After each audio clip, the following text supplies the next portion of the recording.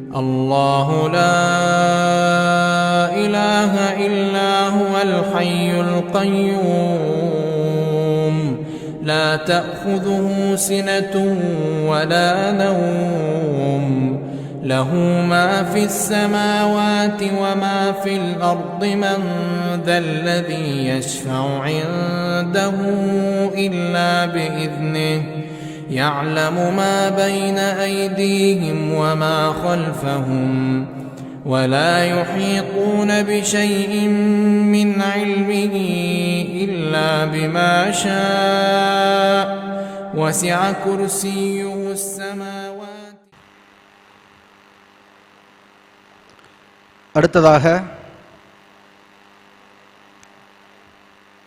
பட்டம் பிறக்கிற அந்த மாணவிகளுக்காகவும் அதுபோல இங்கே வந்திருக்கக்கூடிய மதரசத்துர் ரஹ்மான் மக்தம் மதரசா மாணவிகளுடைய பெற்றோர்களுக்காகவும் சில மார்க்க அறிவுரைகளை நம்முடைய தௌஹீத் ஜமாத் மாநில பேச்சாளர் சகோதரர் அப்துல் நாசர் அவர்கள் நிகழ்த்துவார்கள்.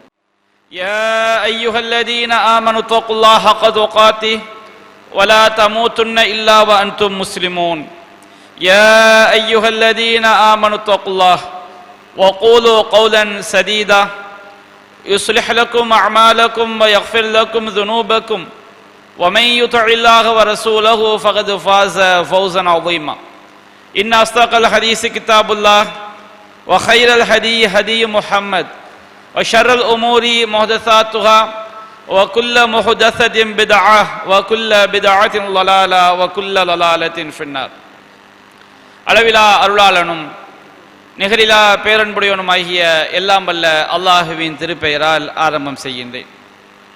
அன்பிற்குரிய தாய்மார்களே, சகோதரிகளே, சகோதரர்களே, அல்லாஹுடைய மாபெரும் கிருபையினால் குமரி மாவட்டம் திருவிதாங்கோடு கிளை சார்பாக நடைபெற்று கொண்டிருக்கக்கூடிய சஃபியா மகளிர் கல்வியகத்தின் பட்டமளிப்பு நிகழ்ச்சியிலே நாம் எல்லாம் பங்கு பெற்றிருக்கிறோம்.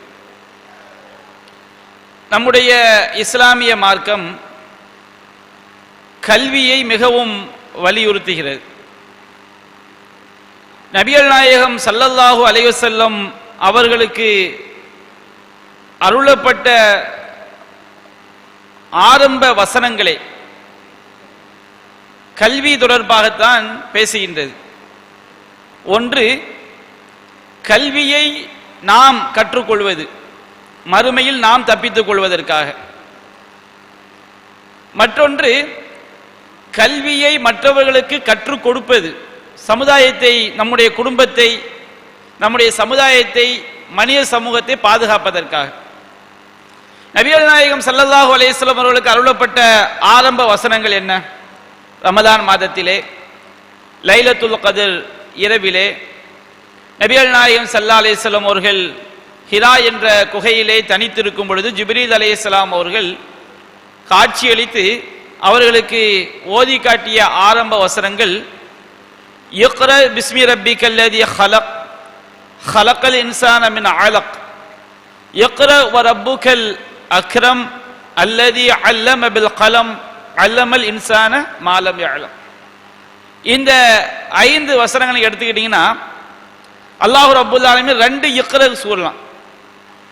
முதலாவது அல்லாஹ் கூறுகின்றான் இக்ர பிஸ்மி ரப்பிக்கல்லதி ஹலக், நபியே படிப்பீராக, ஓதுவீராக.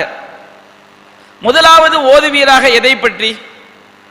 அல்லாஹ் ரப்புல் ஆலமீன் நபிகள் நாயகத்துக்கு அருளப்பட்ட முதல் வசனம், நபிகள் நாயகம் ஸல்லல்லாஹு அலைஹி வஸல்லம் திருமறை குர்ஆனின் முதலாவது வசனம், நபிகள் நாயகத்திற்கு அருளப்பட்ட முதல் வசனம். அந்த முதல் வசனத்தின் முதல் வார்த்தை என்ன தெரியுமா? இக்ர, ஓதுவீராக, படிப்பீராக. எதை படிப்பீராக? முதலாவதாக அல்லாஹ்வை பற்றி படிப்பீராக, அல்லாஹ் ரப்பு என்பதை படிப்பீராக. பிஸ்மி ரப்பிக்கல்லதி ஹலக், படைத்தானே அப்படிப்பட்ட உம்முடைய இறைவனின் பெயரால், திருநாமத்தால் ஓதுவீராக. அப்ப அல்லாஹ் ரப்புல் ஆலமீன் அவன்தான் படைத்தான். பொதுவாக அல்லாஹ் எதை படைத்தான் அப்படின்னு அல்லாஹ் சொல்லல. வானத்தை படைத்தான், பூமியை படைத்தான், மனிதனை படைத்தான், மலையை படைத்தான் என்று அல்லாஹ் சொல்லவில்லை. அல்லாஹ் சொல்லினான் இக்ர பிஸ்மி ரப்பிக்கல்லதி ஹலக், படைத்தானே அப்படிப்பட்ட உம்முடைய இறைவனின் பெயரால் ஓதுவீராக. படைத்தான் என்று சொன்னால் அங்கே அல்லாஹ் நமக்கு உணர்த்துகிறான், அங்கே ஒரு ஆப்ஜெக்ட் மனிதனை படைத்தான் என்று சொன்னால் மனிதனை மட்டும் குறிப்பாகிவிடும். படைத்தவன் பெயரால் ஓதுவீரா என்று சொல்லும் போது எல்லாவற்றையும் அவன் தான் படைத்தான். வல்லாஹு காலிகு குல்லி ஷைஇன், அல்லாஹ் தான் எல்லாவற்றையும் படைத்தான். அப்ப அல்லாஹ் ரப்பல் ஆலமீன் முதலாவதாக படிப்பீராக என்று சொன்னது அல்லாஹ்வை பற்றி படிப்பீராக. இறைவன் என்றால் யார்? அவன்தான் எல்லாவற்றையும் படைத்தவன், அவன்தான் மனிதனை படைத்தான், அவன்தான் மலையை படைத்தான், அவன்தான் வானத்தை படைத்தான், அவன்தான் பூமியை படைத்தான். ஒவ்வொரு அணுவிலிருந்து அண்ட சராசரங்கள் வரை எல்லாவற்றையும் படைத்தானே, அந்த இறைவனின் பெயரால் ஓதுவீராக. அல்லாஹ்வை பற்றி படிக்க வேண்டும் என்று அல்லாஹ் முதலில் கற்பிக்கின்றான். அல்லாஹ் படைத்த படைப்பினங்களிலேயே மிகச்சிறந்த படைப்பு என்ன தெரியுமா? அல்லாஹ் எல்லாவற்றையும் படைத்தான், வானத்தை படைத்தான், பூமியை படைத்தான், எல்லாவற்றையும். ஒரு சிறிய கொசுவிலிருந்து, கொசுவிலும் சிறிதான ஒரு உயிர் இருக்கும் என்ற எல்லாவற்றையும் அல்லாஹ் தான் படைத்தான். அதான் நம்முடைய நம்பிக்கை. அல்லாஹ் படைத்த படைப்பினங்களிலேயே மிகச்சிறந்த படைப்பு என்ன தெரியுமா? மனிதன்.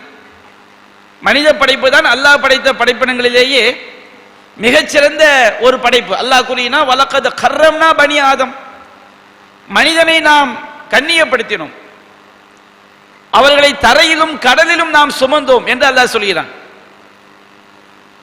நம்ம அல்லாஹ் ரப்பல் ஆலமீன் இன்றைக்கு நாம கார்ல போறோம், அன்றைய காலத்துல குதிரையில போனாங்க, கழுதையில போனாங்க, கோவேரி கழுதையில போனாங்க, மாட்டு வண்டியில போனாங்க.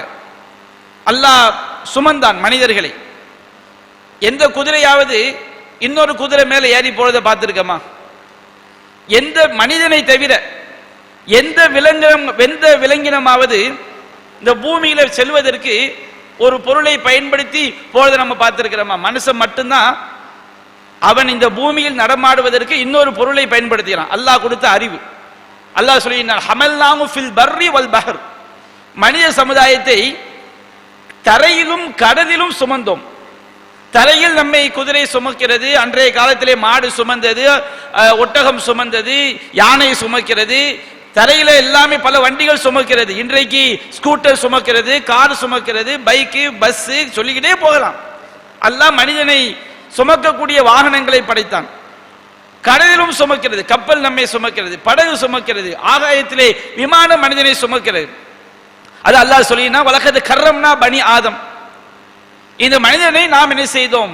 கண்ணியப்படுத்தினோம். அது அல்லாஹ் சொல்கின்றான் ஹலக்கல் இன்சான மின் அலக். இரண்டாவதாக அல்லாஹ் படைத்த படைப்புகளிலேயே மிக சிறந்த ஒரு படைப்பு மனித படைப்பு. அல்லாஹ் தன்னுடைய கையால் ஆதம் அலைஹிஸ்ஸலாம் அவர்களை படைத்தான்.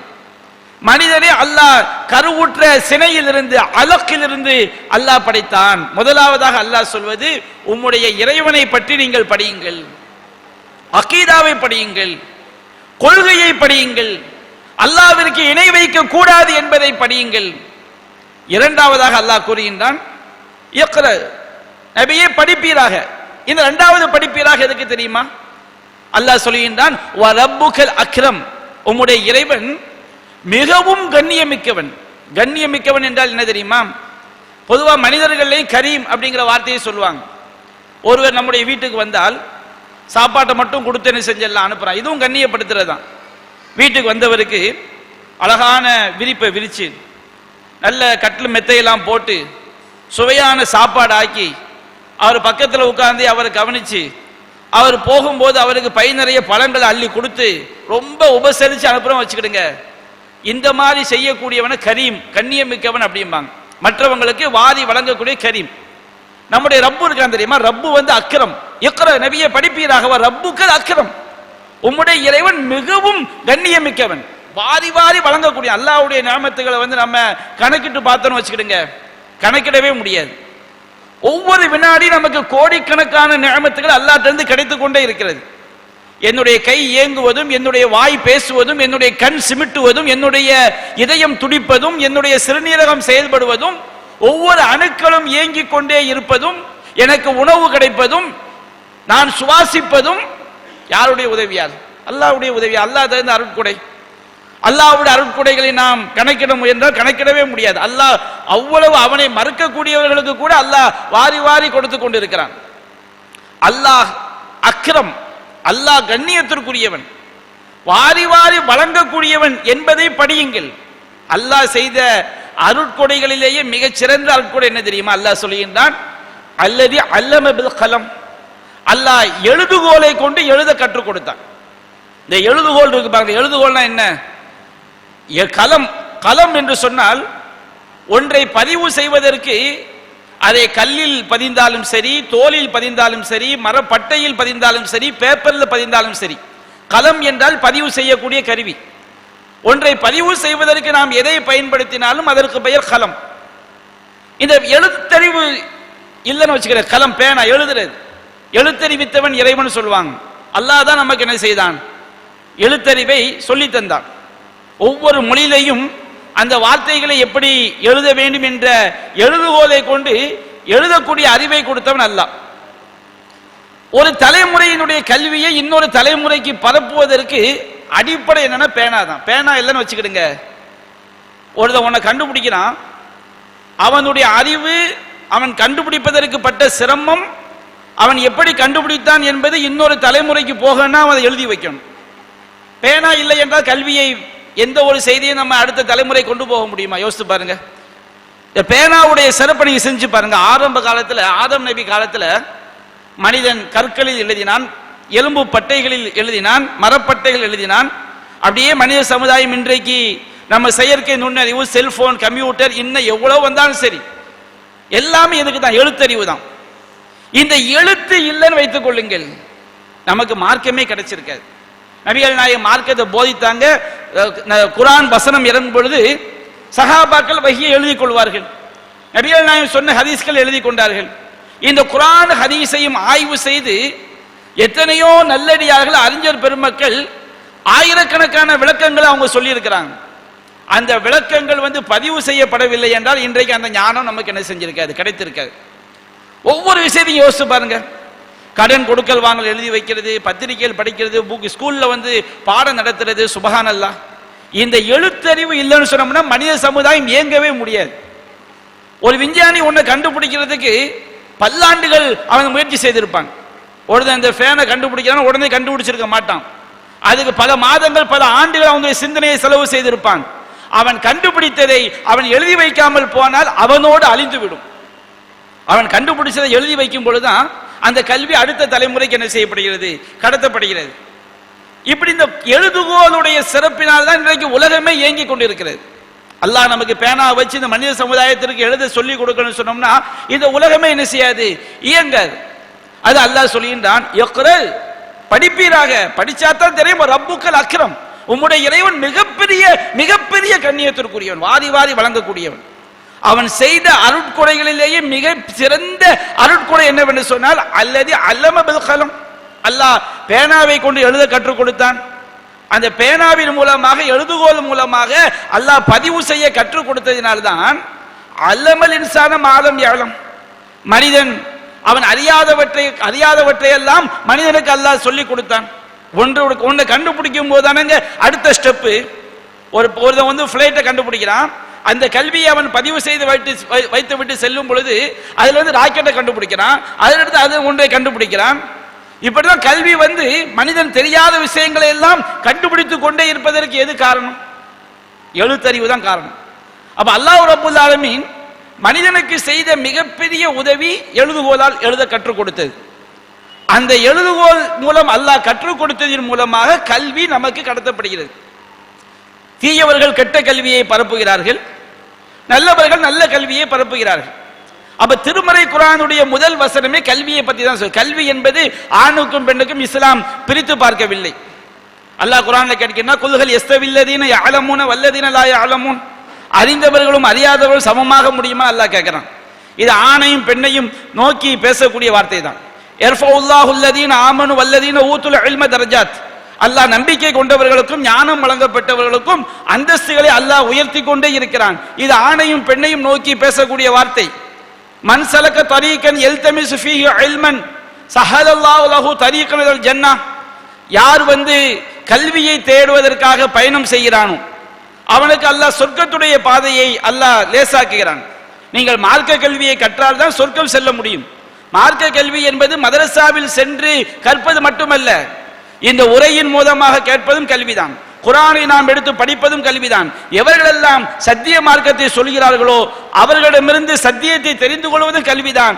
உங்களுக்கு கல்வி இருந்தால் மட்டும்தான் நாம் எங்கே செல்ல முடியும்? சொர்க்கம் செல்ல முடியும். கல்வி என்பது ரொம்ப முக்கியம். ஒன்றை நான் சொல்வதை நீங்கள் கவனமாக நம்முடைய மனதில் பதிய வைத்துக் கொள்ள வேண்டும். இந்த மார்க்க கல்வியை நீங்க கோடிகளை செலவு செய்தால்தான் அந்த கல்வியை போய் கற்றுக்கொள்ள முடியும் என்றால் நீங்க கோடிகளை செலவு செஞ்சு ஆகணும். இதை நம்ம நாளைக்கு நரகத்தில் போய் சேர்ந்துருவோம். ஏன் தெரியுங்களா? நபிகள் நாயகம் ஸல்லல்லாஹு அலைஹி வஸல்லம் அவர்கள் நபியாக வருவதற்கு முன்பாகவே, ரசூலா பிறக்கிறதுக்கு முன்பாகவே அவங்க தகப்பனார் மௌத்தாயிட்டாங்க. அப்துல்லா மௌத்தாயிட்டாங்க. ரசூலா எத்தனை வயசு நபி ஆகுறாங்க? 40 வயதுல அவங்க நபி ஆகுறாங்க. நபிகள் நாயகம் பிறப்பதற்கு முன்பாகவே தகப்பனார் மௌத்தாயிட்டாங்க. நபிகளார் பிறந்து 5 வயதை எட்டுவதற்குள்ளே தாயார் ஆமினா மௌத்தாயிட்டாங்க. நபிகள் நாயகம் சொல்றாங்க, ரசூலாவுடைய தாயும் தந்தையும் நரகம், அப்துல்லா அவர்களும் நரகம், ஆமினா அவர்களும் நரகம். ஹதீஸ்கெல்லாம் நமக்கு பதிவு செய்யப்பட்டு. யோசித்து பாருங்க, நமக்கெல்லாம் ஒரு கேள்வி வரும். என்ன கேள்வி வரும்? நபிகள் நாயகம் மார்க்கத்தை சொல்லி அதை கேட்டு அபூஜஹல் மறுத்தான், அபூ லஹப் மறுத்தான், மூசா நபி சொன்ன பிறகு ஃபிரௌன் மறுத்தான். அவங்கெல்லாம் நரகத்துக்கு போனா ஒரு அடிப்படை இருக்கிறது. ரசூலுல்லாஹ் மார்க்கத்தை சொல்றதுக்கு முன்னாடி தகப்பனார் மௌத்தாயிட்டாங்க. அவங்களுக்கு மார்க்கத்தை யாரும் சொல்லலையே. நபிகள் நாயகம் மார்க்கத்தை சொல்வதற்கு முன்பாகவே தாயார் மௌத்தாயிட்டாங்க. அவங்களை யாரும் மார்க்கத்தை சொல்லலையே. ரசூலுல்லாஹ்வுடைய தாயும் தகப்பனும் ஏன் நரகத்திற்கு செல்ல வேண்டும்? காரணம் என்னவென்று சொன்னால், நபிகள் நாயகம் மார்க்கத்தை சொல்வதற்கு முன்பாகவே அந்த சமுதாயத்தில் மார்க்கம் இருந்தது. இப்ராஹிம் நபியுடைய சரியான கொள்கையை தெரிந்த ஒரு சிலர் இருந்தார்கள். அந்த இப்ராஹிம் நபியுடைய கொள்கையை தெரிவதற்கு சில நன்மக்கள் அவர்கள் மிகப்பெரிய தியாகம் செய்து ஒவ்வொரு அறிஞராக சென்று யூத அறிஞரிடம் சென்று கேட்பார்கள், இப்ராஹிம் நபியுடைய கொள்கை என்ன? கிறிஸ்தவ அறிஞரிடம் சென்று கேட்பார்கள். அந்த கல்வியை அவர்கள் தேடாமல் மரணித்த காரணத்தினால், அவர்கள் இணை வைத்த நிலையில் மரணித்த காரணத்தினால் அவர்கள் நரகவாதிகள். இணை வைத்த நிலையில் மரணித்து விட்டால் நிரந்தர நரகம். ஒருபோதும் சொர்க்கம் செல்லவே செல்லவே செல்லவே முடியாது. இஸ்லாமிய சமுதாயம் என்ன நினைக்கிறாங்க? நம்ம வீட்டுக்கு பக்கத்தில் திருவிதாங்கோடுல பள்ளிவாசலை கட்டி மதரசா நடத்தி மார்க்கத்தை படிக்க வாங்கப்பான்னு சொன்னா நமக்கு ஒரு அலட்சியம், அதிகமான மக்களுக்கு ஒரு அலட்சியம், ஒரு பொடுபோக்கு தன்மை.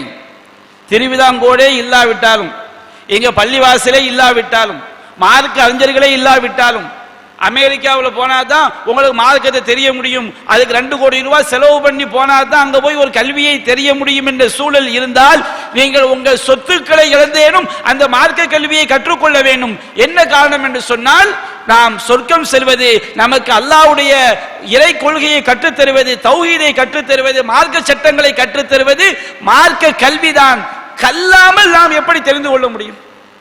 ஷிர்க் தப்புன்னு தெரிஞ்சாதானங்க ஷிர்க்கை விட்டாம வெளியேற முடியும். விபச்சாரம் செய்வது பாவம், மது அருந்துவது குற்றம் என்று தெரிந்தால்தானே நாம் அதில் நம்மை தற்காத்துக் கொள்ள முடியும். கல்வியுடைய முக்கியத்துவத்தை, மார்க்க கல்வியுடைய தெரிவதுடைய முக்கியத்துவத்தை இன்றைக்கு அதிகமான முஸ்லிம்கள் தெரிந்து கொள்ளாமல் இருக்கிறார்கள். நாளைக்கு நரகத்தில் நரகவாசியை தூக்கி போடும் போது அவங்க சொல்லுவாங்களாம், லவ் குன்னா நஸ்மஉ வ நஅகிலு மா குன்னா ஃபி அஸ்ஹாபிஸ் ஸஈர், நாங்கள் செவியுற்றிருந்தால், நாங்கள் சிந்தித்திருந்தால், நாங்கள் கொழுந்து விட்டெறியும் இந்த நரகத்தில் ஆகியிருக்க மாட்டோமே என்று நரகவாதிகள் கதறுவார்கள். இந்த உலகத்தில் உலக கல்விக்கு நம்ம ரொம்ப முக்கியத்துவம் கொடுக்கிறோம், தப்பு கிடையாது. அதை விட அதிக முக்கியத்துவம் மார்க்கத்தை தெரிய வேண்டும். இந்த உலகம் என்பது மிக சீக்கிரத்தில் முடிந்து போய்விடும், மிக சீக்கிரத்தில் முடிந்து போய்விடும். நீங்க இப்பதான் உங்களை சின்ன பிள்ளை மாதிரி நினைச்சுக்கிட்டு இருப்பீங்க. அந்த அப்படி ஒரு ரவுண்ட் அடிச்சதோ பார்த்தோம்னா அங்க எல்லாம் என்ன செஞ்சிடும், எறும்பு தாடி நரம்பு எல்லாம் தளர்ந்து போய் வயோதிக பருவத்தில் போய் நிற்போம். நமக்கு வாழும் பொழுது 1 மணி நேரம் பொழுது பெருசா தெரியும், கடந்து போச்சுன்னு வச்சுக்கிடுங்க, இவ்வளவு சீக்கிரமா போச்சான். ஒரு 80 வயசு பெரியவர்கிட்ட போய் 80 வருஷம் எப்படிங்க போச்சுன்னு கேளுங்க, கண்ணை மூடி முழிக்கிறதுக்குள்ள போயிட்டு பாம்பாங்க. ஒரு 8 வயசு பையன் போய் 8 வயசு எப்படி போச்சுன்னு கேளுங்க, கண்ண மூடி முழிக்கிறதுக்குள்ள போயிட்டும்பாங்க. இப்பதான் சின்ன குழந்தையா இருந்த மாதிரி தெரியுது. ஆனா இந்த உலகம் என்பது மிக விரைவாக, இந்த துன்யா என்பது ஆஜிலா, அல்லாஹ் சொல்லி காட்டான், மிக விரைந்து செல்லக்கூடியது. நீங்க என்னத்த டாக்டர் படிச்சாலும், IAS படிச்சாலும், இன்ஜினியர் படிச்சாலும், கரைச்சு கரைச்சு கரைச்சு எத்தனை MA BA எத்தனை M.Ed படிச்சாலும் நீங்க மௌத்தாயிட்டீங்கன்னா அதோட முடிஞ்சு போச்சு. உளுந்து உளுந்து என்ன செய்யறான், அகர முதல எழுத்தெல்லாம் கற்க கசடர கற்பவை கற்றவை நிற்க அதற்கு தக தக தகன்னு படிச்சுக்கிட்டே இருக்கிறான். என்ன புண்ணியம்? மௌத்தாயிட்டா முடிஞ்சு போச்சு. அதை வச்சு என்ன புண்ணியம்? எந்த கல்வியும், தமிழ் புலமையாக இருக்கட்டும், ஆங்கில புலமையாக இருக்கட்டும், மார்க்கத்தின் பார்வையில் சிந்தித்து பாருங்க. நீங்க மார்க்க கல்வியை கற்று ஒரு பக்கம் குரான் ஓதிட்டு மௌத்தானே அந்த குரான் அழியாது. நீங்க தொழுகை அழியாது, உங்களுடைய நம்பிக்கை அழியாது, நீங்கள் நோற்ற நோன்பு அழியாது.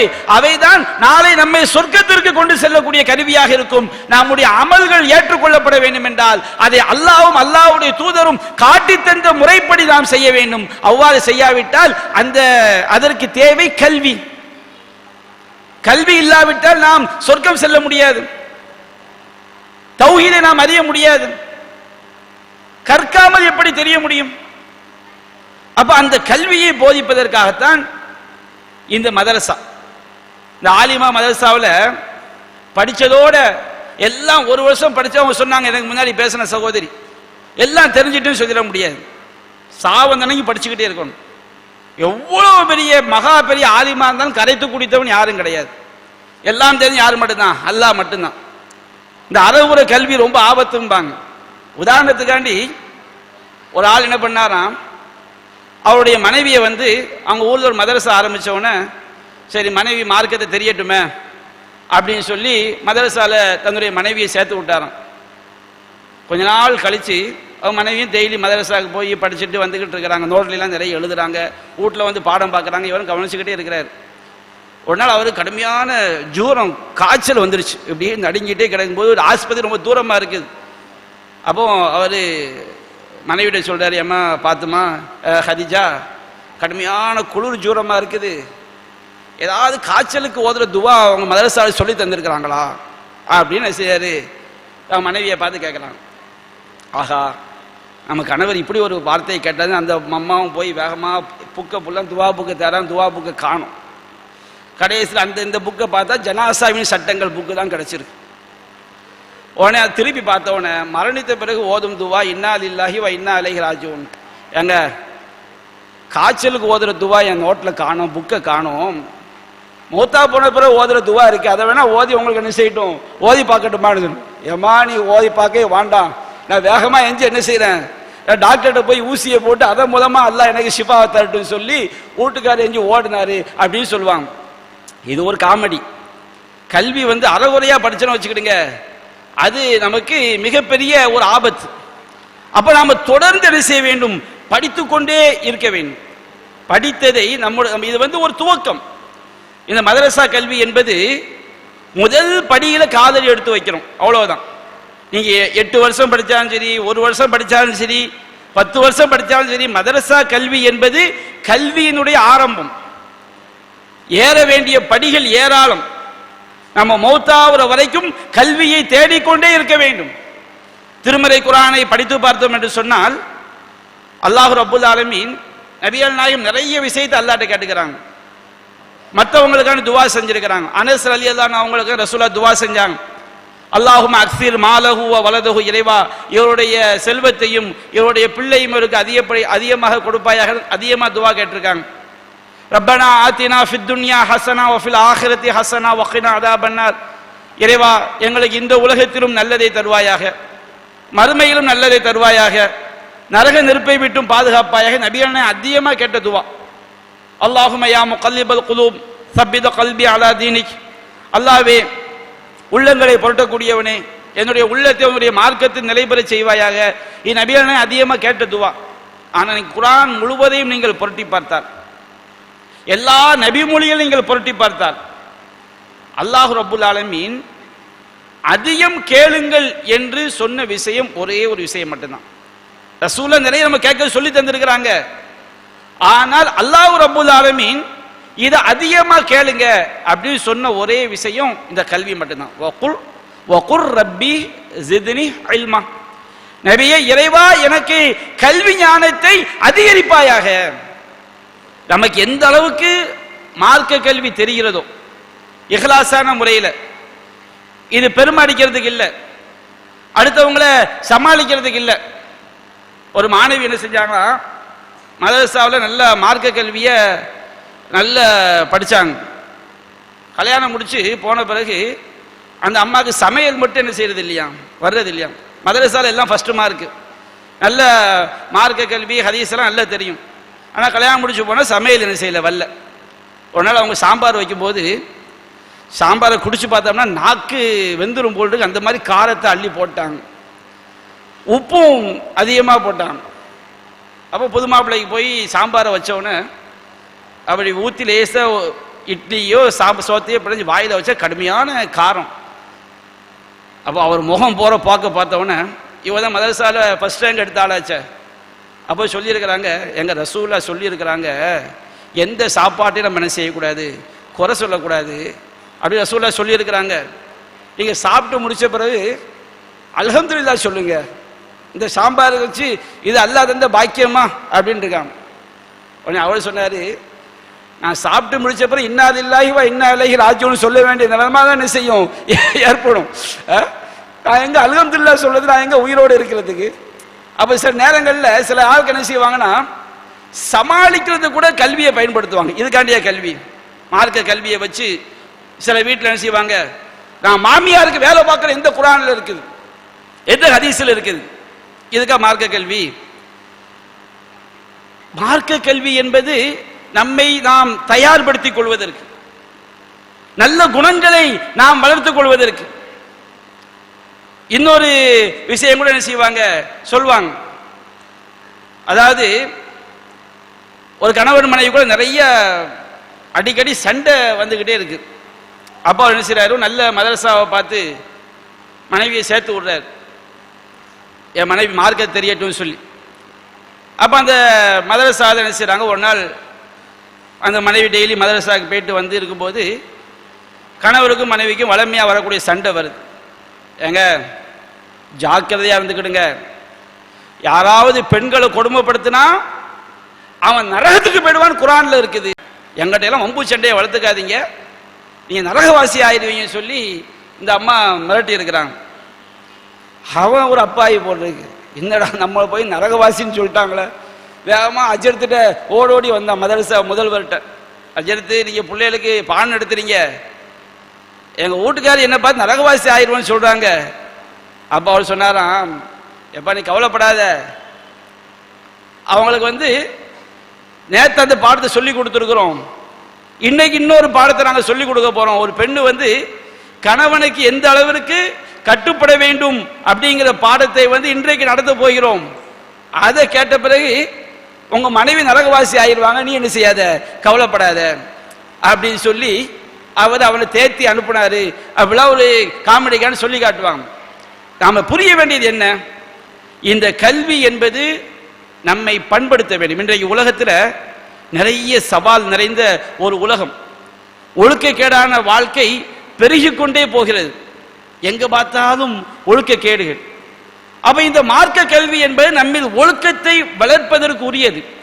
இன்றைக்கு இளம் பெண்கள் இளம் பிள்ளைகளுக்கு மத்தியில் இளைஞர்களை விட இளம் பெண்கள் அதிகமாக வழிகடக்கூடிய ஒரு காலகட்டத்திலே வாழ்ந்து கொண்டிருக்கிறோம்.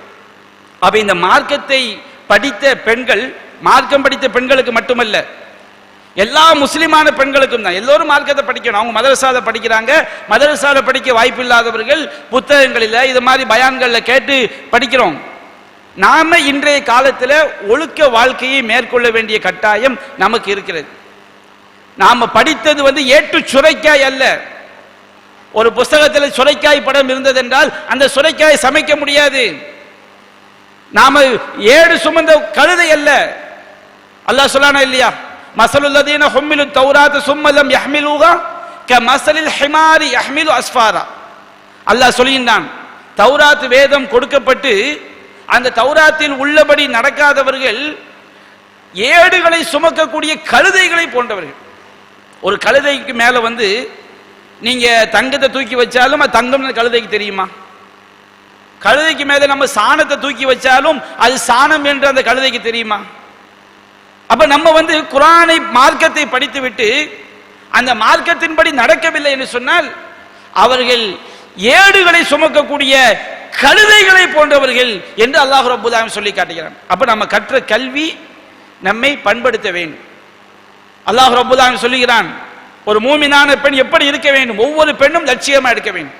அல்லாஹ் சொல்கிறான், குல்லில் மூமினாத்தி யகுதுல்ன மின் அப்சாரிஹின்ன வ யஹ்ஃபல்ன ஃபுரூஜஹுன்ன. நபியே, மூமினான பெண்களுக்கு சொல்லுங்கள், அவர்கள் தங்கள் பார்வைகளை தாழ்த்திக் கொள்ள வேண்டும், தங்கள் கற்புகளை பேணி பாதுகாத்துக் கொள்ள வேண்டும். வலா யுபதீன ஸீனத்தஹுன்ன இல்லா மா ஸஹர மின்ஹா. எது வெளியே தெரியுமோ அந்த அலங்காரங்களை தவிர வேறு எதையும் வெளிப்படுத்த கூடாது. ஒரு பெண் வீட்டை விட்டு வெளியே செல்லும் போது அவருடைய முகம் தெரியலாம், அது கூட அலங்காரம் இல்லாமல். அவருடைய முன்கை தெரியலாம் அலங்காரம் இல்லாமல், அவருடைய கால் பாதங்கள் தெரியலாம்.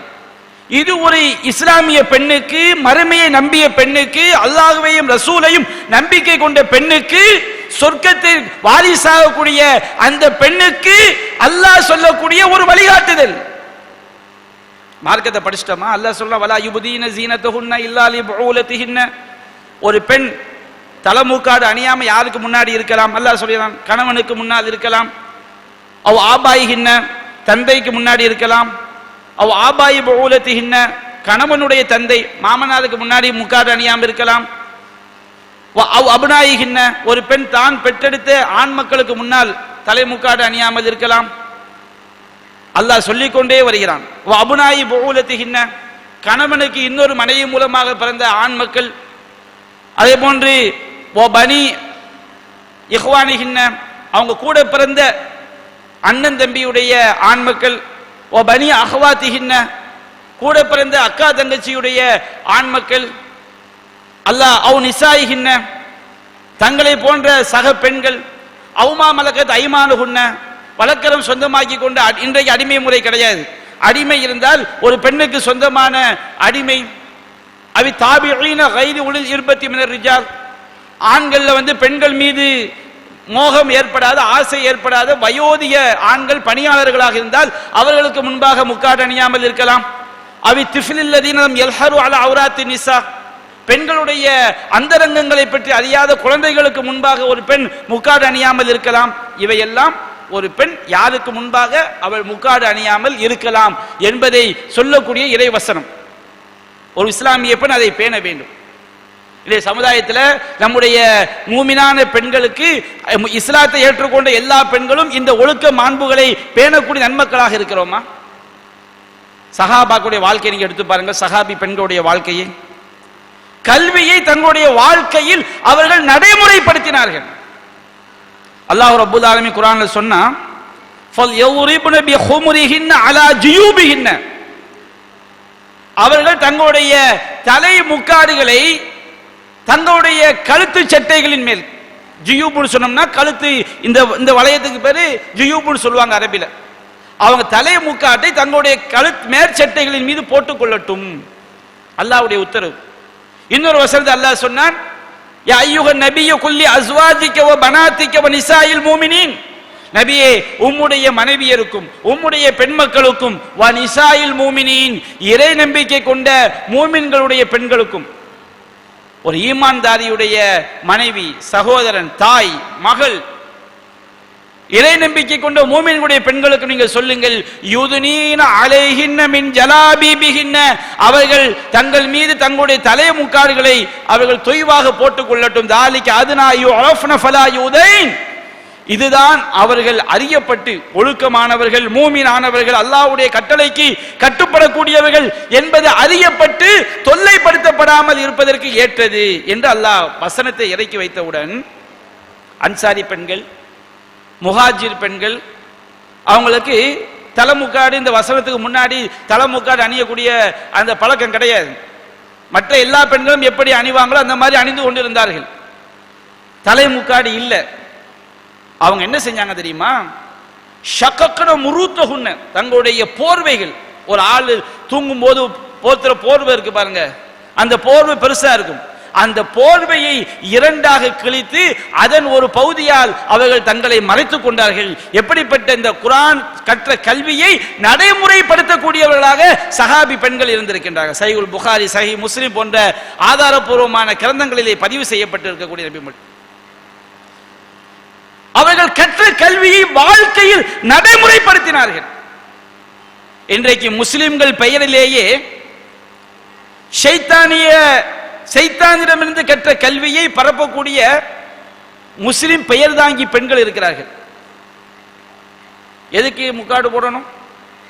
முக்காடு போட்டா அது பெண்களை அடிமைப்படுத்துறது, அது பிற்போக்குத்தனம். எது பிற்போக்குத்தனம்? ஒரு பெண்ணை காமுவர்களின் காம பார்வையிலிருந்து பாதுகாப்பது பிற்போக்குத்தனமா? இன்றைக்கு எங்கு பார்த்தாலும் சிங்கப்பெண் சிறப்பு படையா.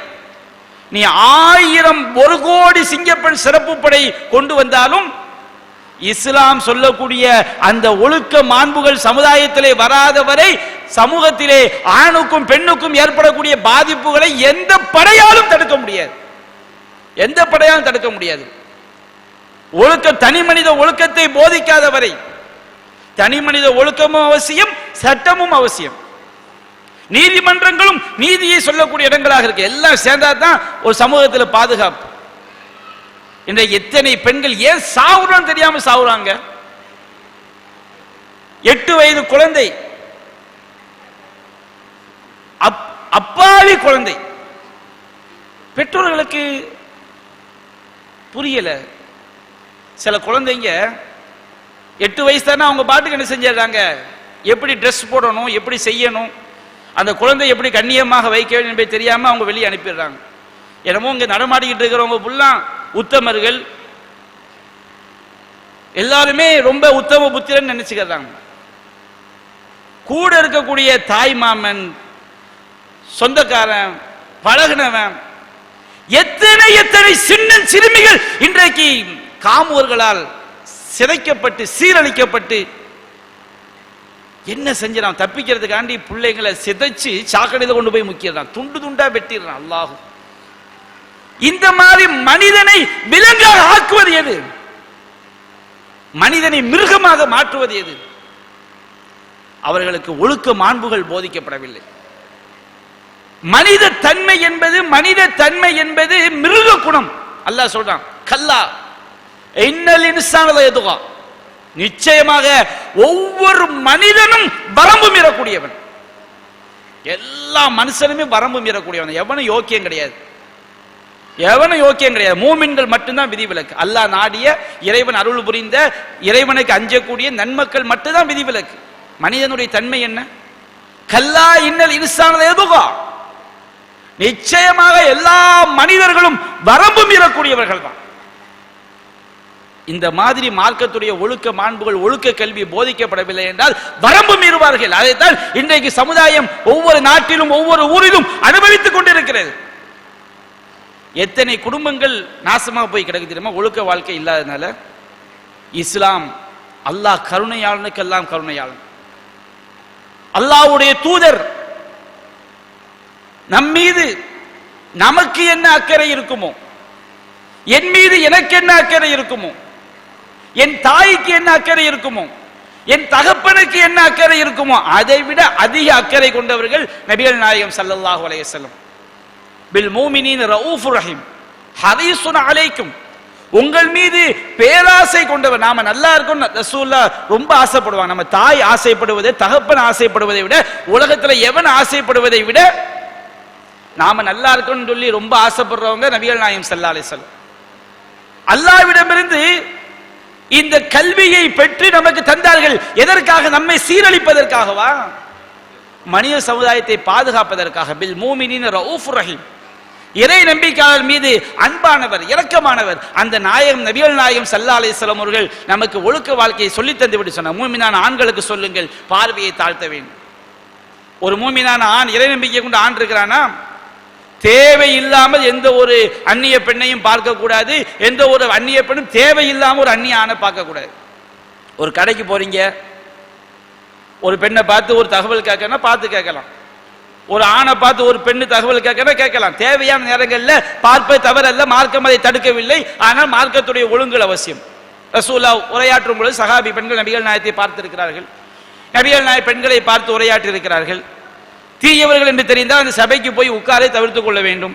ஒரு பெண்ணை வந்து அசிங்கமா பார்ப்பான், அவனுடைய நிலைமை சரியில்லை, கெட்டவன் தெரிகிறது, அவனுடைய சபையில போய் உட்கார்ந்திருந்தா நமக்கு ஆபத்து. தீயவனுடைய சபைக்கு நாம் செல்லக்கூடாது, நம்மை நாம் தற்காத்துக் கொள்ள வேண்டும். இஸ்லாம் பார்வையை தாழ்த்துமாறு சொல்கிறது. குல்லில் மோமினின் யகுல்லு மின் அப்சாரிஹிம் வயஹ்ஃபது ஃபுரூஜஹும், மோமினான ஆண்களுக்கு சொல்லுங்கள் அவர்கள் பார்வையை தாழ்த்திக் கொள்ள வேண்டும், தங்களுடைய கற்புகளை பேணி பாதுகாத்துக் கொள்ள வேண்டும்.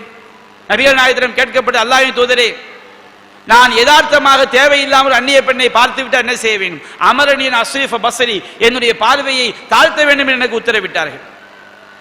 பெண்களுக்கு சொன்னார்கள், ஐயுமா இம்ராஅத்தின் இஸ்தஅதரத் ஃபமர்ரத் அலா கௌமின் லியஜிது மின் ரீஹிஹா ஃபஹிய ஜானியா.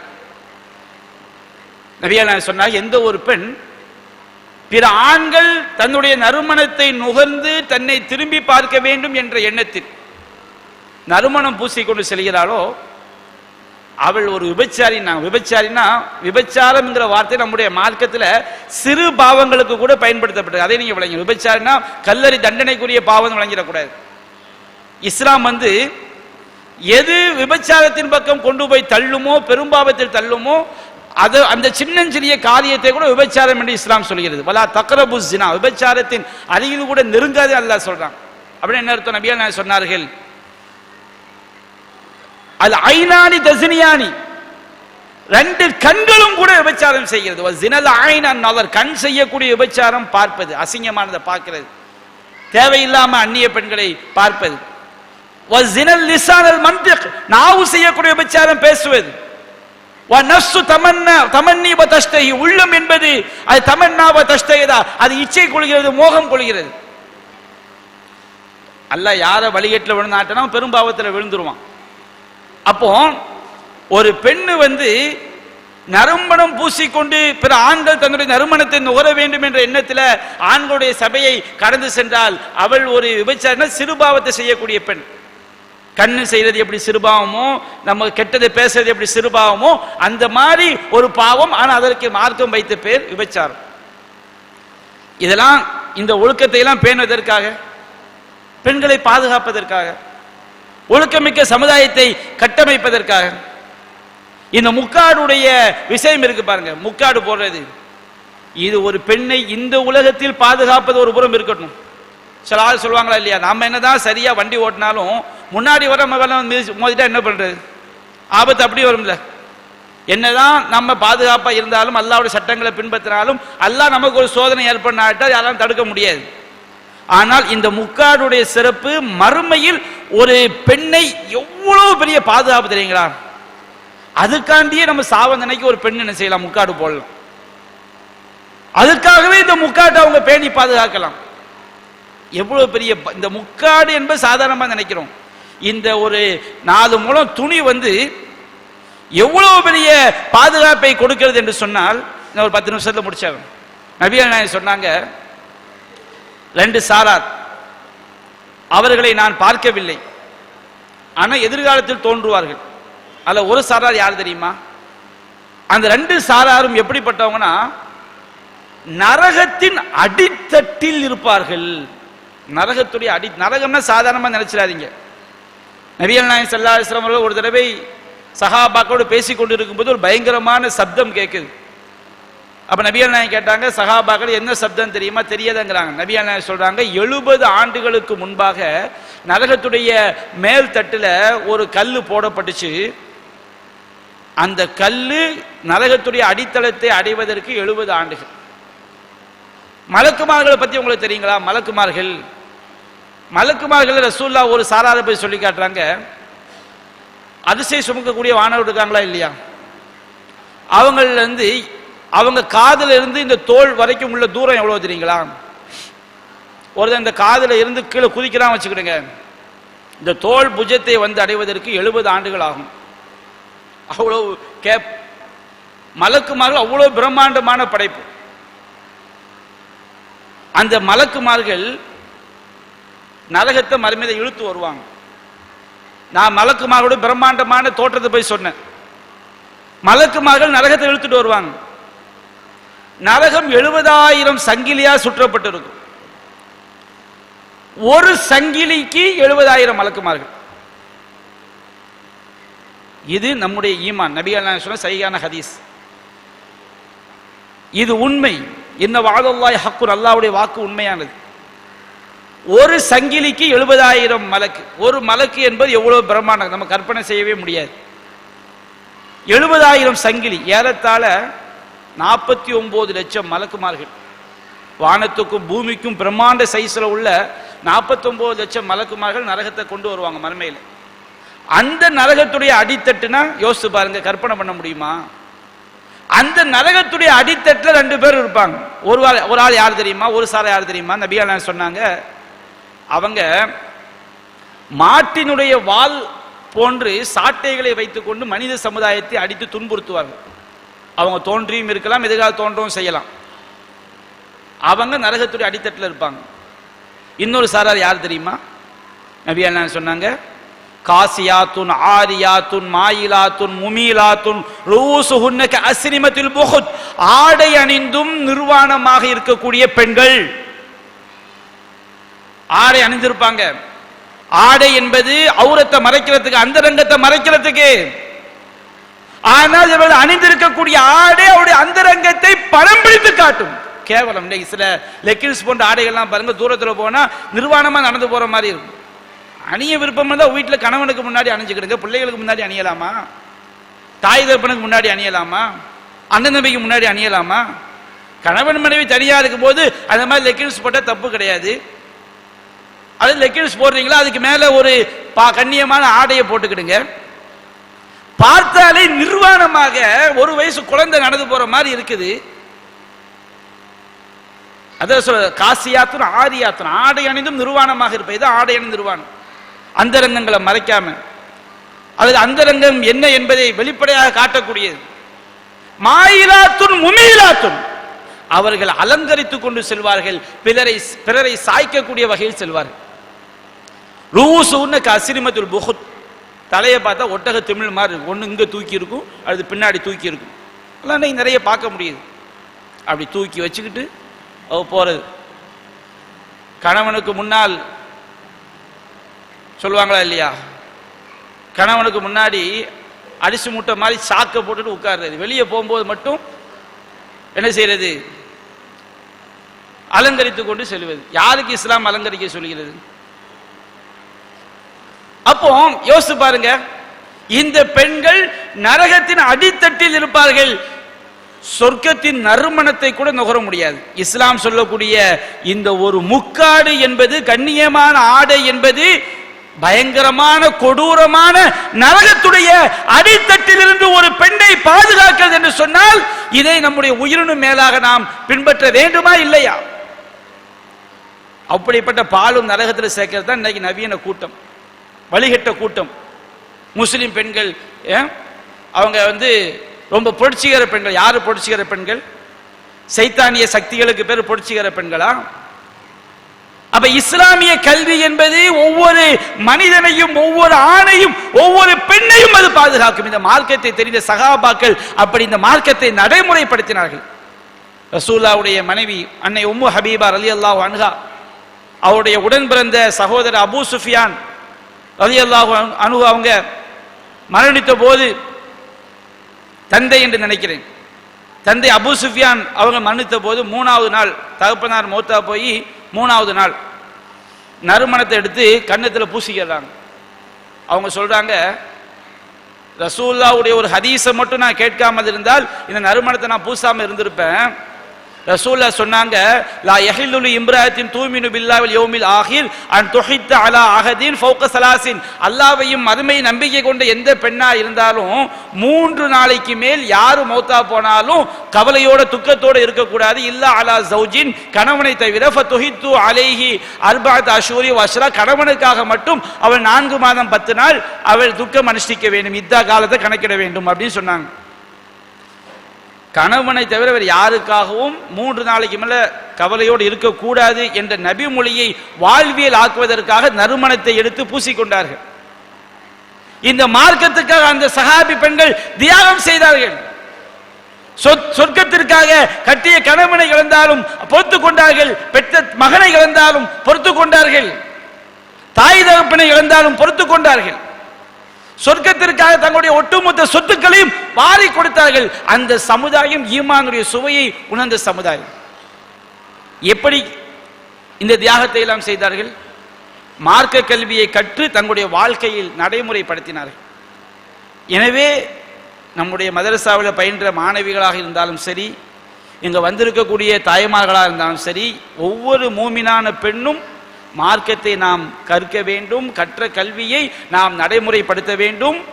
இந்த கல்விதான், மார்க்க கல்விதான் நம்மை இந்த உலகத்திலும் பாதுகாக்கும், மறுமையிலும் பாதுகாக்கும். அப்படிப்பட்ட அந்த மார்க்க கல்வியின் ஒரு அம்சம்தான் நம்முடைய இந்த சஃபியா மதரசா என்பது. அந்த மதரசாவுடைய பட்டமளிப்பு நிகழ்ச்சி தான் இங்கே நடைபெறவிருக்கிறது. இந்த கல்லூரியிலே கற்றுக் கொடுத்த ஆசிரியை பெருமக்களுக்கும், இந்த கல்லூரி நிர்வாகத்துக்கும், இங்கே பயின்ற மாணவர்களுக்கும், இதற்காக துணை செய்யக்கூடிய இந்த நல்லுள்ளம் கொண்ட இஸ்லாமிய சமுதாய பெருமக்களுக்கும் அல்லாஹ் அருள் புரிய வேண்டும். நீங்கள் செய்வது நம்மை மறுமையில் காப்பாற்றக்கூடிய ஒரு காரியம். இது பெருமைக்காக அல்ல, பகட்டுக்காக அல்ல. நாம் இந்த பட்டத்தை வாங்கி பெரிய பெரிய ஜாப் நமக்கு கிடைக்க போறது கிடையாது.